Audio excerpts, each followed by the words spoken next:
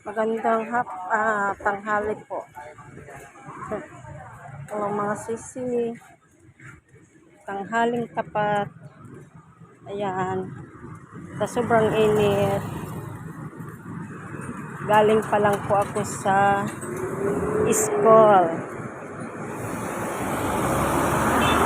Nagpakain po ako ng ating anak. Ayan. Pagkatapos sa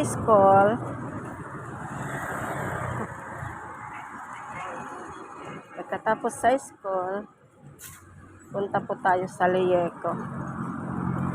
Magbabayad po tayo. Magbabayad po tayo sa kuryente. Ayan.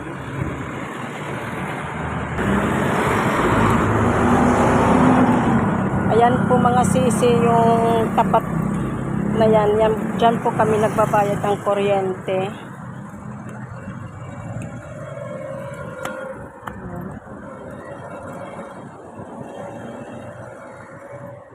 Tatawid po tayo dyan para sa office.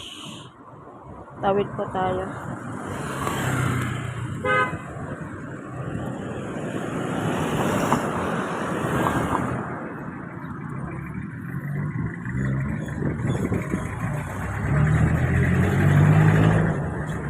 Ayan, dito na po tayo sa opisina ng Lieco.